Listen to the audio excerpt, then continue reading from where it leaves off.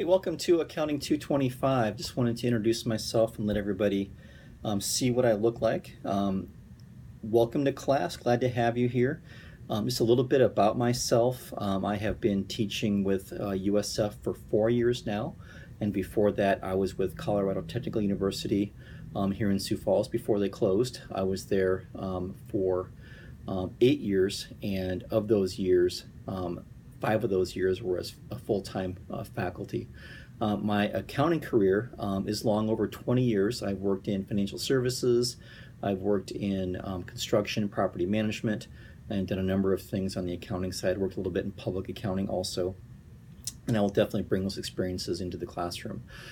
So my teaching style with an online class, maybe a little bit different than it is in a ground class, but I like to give you a lot of examples. And so I've recorded a lot of lectures for you to watch. They're more about the concepts of every chapter, but every week we'll do a live WebEx, and during those WebExes I'll record them if you can't make it live. I understand that. But we're going to go through, and I'm going to walk you through how to do the problems for each chapter that I've assigned. And so we'll walk through, do a whole bunch of problems together. It allows you to ask me questions and give me feedback if you're not understanding something right away. So you'll find those really valuable. If you can attend live, that's the best way, because you can just be right there, ask me a question if you don't understand.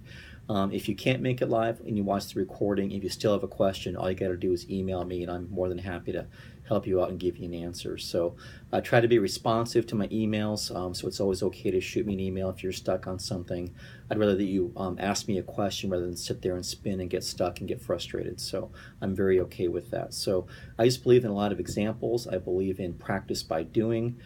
So I've got lots of resources that I'll show you in other recordings of things you can do to help you learn the material besides just reading your book and listening to the lectures. But there's other things you can do too to reinforce the concepts and make sure you understand them. So I will be giving you lots of examples, lots of tools and resources. It's just up to you to take the time every week to do that. So just make sure you're giving yourself at least a couple hours per day to think about your material in terms of reading, practicing, studying, doing the homework and Cengage that's required every week.